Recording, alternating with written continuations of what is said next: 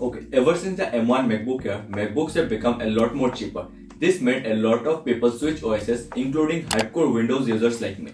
I started using my MacBook in October last year, and this is my long-term review of the Air M2. So to give you guys a clear idea, I'll discuss about every aspect of this device in detail, the good, the bad, and things I still need to switch on my Windows laptop for. The M2 MacBook Air is Apple's cheapest laptop at this moment, and despite that, it packs some pretty nice features. The most standout feature of any MacBook Air is how light it weighs. Anyways, in the box you get the MacBook, a 30-watt adapter, and a new MagSafe braided cable. Now I have a 45-watt Type-C Samsung adapter, and it charges the laptop to 50% in around 40 to 45 minutes. With this 30-watt adapter, the same takes around an hour. For the last few months, my MacBook has been handled roughly. Even my classmates were wary of the ways I handle my device sometimes. And this thing has been an absolute workhorse. Every time I go back to my SS Stuff F15, I really miss how light the M2 MacBook Air is. It feels more like a tablet than a laptop. I got the silver variant and it helped pretty well. I have seen people getting their paint chipped off in the midnight variants of the M2 Air. After 33 charge cycles, my battery is still at 100% capacity. With the Air M2, Apple switched to this new MagSafe port to fast charge. The M1 Air only had Type-C charging. With the M2, you now get two empty USB ports while charging. Now the M2 MacBook Air comes in all boxy design, a drastic change from the wedge-shaped M1. It feels a little easy to carry around. Here are some features I like straight away. If you hit the spotlight button or F4 or the command space, all calculations, currency conversions or conversions of any kind. For example, I frequently use the miles to kilometer conversion while watching car or drag races, and that can be done straight from the search. If you want to quickly view a photo, PDF, etc., you can force tap on the trackpad and it opens that for you in the preview. Even PowerPoints and Word files can be displayed by it. Another personal opinion, but I love the notch. I have seen people hating on it, but I have set a lighter wallpaper just so I can see the notch while working on my laptop. Let's talk performance. So the chip used in my MacBook Air is the same one used in the M2 MacBook Pros, but the performance figures paint a different pictures. Have a look for yourself. If we look at single run benchmarks, the M2 MacBook Air is 15% higher than the M1 and the GPU is around 40% better, like Apple said. But because the M2 MacBook Pro has a fan helping in its cooling, it can remove heat that's accumulating over time and the Air doesn't. Only way Air manages heat is like your phone. It radiates heat out into the environment and hopes the surrounding is cool enough to handle it. The M2 is not capable of maintaining its performance for longer times. You will notice throttling only after 4 to 5 minutes of heavy usage. So no doubt the M2 MacBook Air has a very capable processor, but if you compare it with the MacBook Pros, which have a fan helping in sustained workloads or even similarly pressed Windows options, it can get really slow. Let's talk about gaming. Yes, I know MacBooks aren't meant for gaming, but as someone who grew up playing San Andreas or Vice City, I can't stop talking about gaming performance even while reviewing a device like the MacBook Air. Even the moderately demanding titles don't do well on the MacBook M2 Air compared to the Pros. The MacBook Airs need cooler airs to work with, pun intended. Okay, let's talk about storage and its widespread concern about people having issues with speed.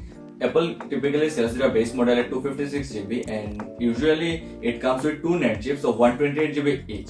The M2 series came with one single 256GB NAND chip. This single NAND chip resulted in a significantly lower drive speed benchmarks. Usually if you are working with huge files, you should be concerned with this. But on a 256GB model, you would usually be working on an external drive. Also a side note, lower the drive speed, the lesser read-write cycles you get. So basically a higher capacity SSD will have a higher TBW. TBW stands for terabytes written. The M1 using two 128GB NAND chips will have a lower TBW than the M2 using only one NAND chip. Theoretically, the M1 should last a little less than the M2. Now the display. This is running a 13.6-inch screen with a notch on top.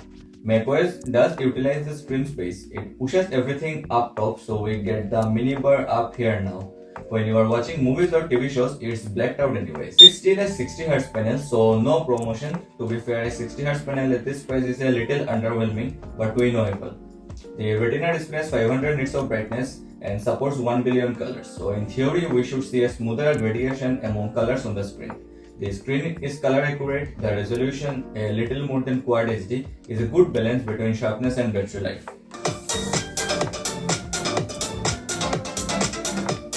The M2 Air also gets upgraded quad speaker system. These sound way more impressive than most of the Windows counterparts. Although the speakers don't sound like a generational upgrade from the M1, the lower frequencies and the mid frequencies sound really good, especially when coming from a device this thin. Like my gaming laptop is probably double or triple the thickness of this and don't sound this great.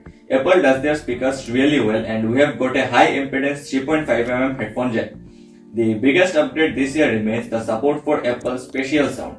So if you pair it with a pair of AirPods which support Dolby Atmos, you will get Dolby Atmos surround sound, which is gonna sound a lot more immersive. Now the keyboard is arguably the best keyboard that's been on a MacBook Air, a lot better than those butterfly keyboards which used to be prone to breaking. This is a nice keyboard, spacious, nice to type on, and got nice key travel. The fingerprint sensor is up top, which works first like it's expected from Apple.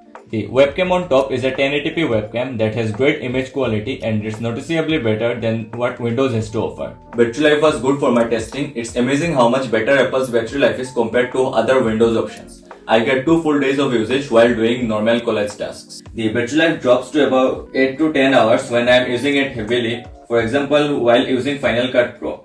So far my battery has seen 33 charge cycles and it's still retaining 100% health. So while the M2 is based on a 5nm architecture, clearly those small efficiency gains get us a longer lasting battery, and we get a laptop with a slightly larger screen and a slightly brighter screen as well. So my overall take on the M2 MacBook Air is it's a fantastic device for people who are looking for a really light device which can handle moderately demanding tasks.